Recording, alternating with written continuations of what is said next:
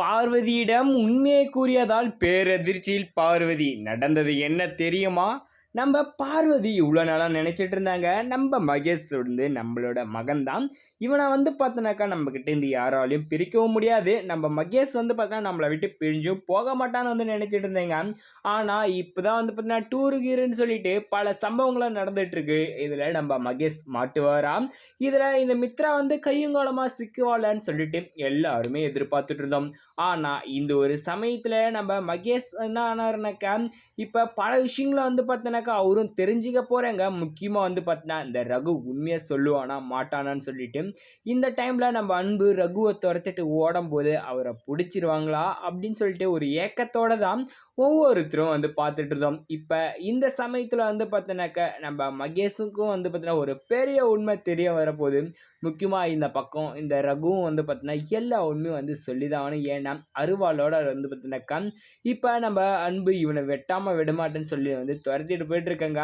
இப்போ நம்ம அன்பு உண்மையை கண்டுபிடிச்சிடாரு அப்படின்னு நினைக்கிறோங்க. வீடியோக்கு லைக் போட்டுக்கோங்க. அது மட்டும் இல்லாமல் நம்ம சேனலுக்கு முதல் முறையாக வந்தீங்கன்னா நம்ம சேனலையும் சப்ஸ்கிரைப் பண்ணிக்கோங்க. வாங்க வீடியோக்குள்ளே போயிடலாம். இப்போ நம்ம மகேஷ் இப்போ வந்து பார்த்தோன்னாக்கா இந்த ஆனந்தி இப்படி ஆனது காரணம் இவர் தான் அப்படின்ற ஒரு உண்மை வந்து பார்த்தோன்னாக்கா இப்போ ரகு சொல்லிட போகிறேங்க. இன்னொரு பக்கம் மகேஷ் என்னோட மகன்ற ஒரு விஷயத்தையும் இந்த மனோர்மணி அம்மா வந்து பார்த்தோன்னாக்கா இந்த பார்வதி கிட்ட வந்து பார்த்தீங்கன்னா சொல்ல போகிறேங்க.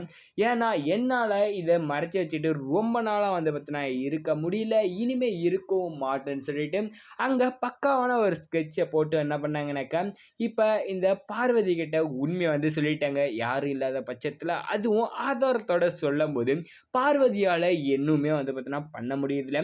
இப்போ மகேஷ்கிட்டே வந்து பார்த்தோன்னாக்கா இந்த உண்மையை சொல்லவும் முடியாது. இப்போ அவரோட வீட்டுக்காரர்கள் வந்து பார்த்தோன்னாக்கா என்ன பண்ண போகிறாங்கனாக்கா இதை வச்சு சண்டையும் வந்து பார்த்தோன்னாக்கா போட போகிறாங்க. ஆனால் இந்த ஒரு சண்டையில் எல்லாமும் வந்து பார்த்தோன்னா சரியாக வந்து பார்த்தோன்னாக்கா தீர்வு கிடைச்சிட்டா நல்லாயிருக்கும். ஆனால் என்ன ஆக போகுதுனாக்கா அங்கே இன்னும் பல பிரச்சனை வந்து பார்த்தோன்னாக்கா என்ன ஆக போகுது உருவாக போகுது. இதில் நம்ம மகேஷ் வந்து பார்த்தோன்னாக்கா என் வாழ்க்கையே வந்து பார்த்தீங்கன்னா ஏன் இந்த அளவுக்கு வந்து மோசமாக இருக்குன்னு சொல்லிட்டு அவர் ரொம்ப ஃபீல் பண்ணுற அளவுக்கு தான் வந்து பார்த்தீங்கன்னா இருக்க போகுது. எதனால் நம்ம மகேஷ் வந்து பார்த்தீங்கன்னா இப்போ ஆனந்தியை லவ் பண்ணும்போது ஒரு பிரச்சனை, அதுக்கப்புறம் வந்து பார்த்தோன்னாக்கா இந்த கம்பெனிலும் பல பிரச்சனை வந்து போயிட்டு இருந்துச்சு.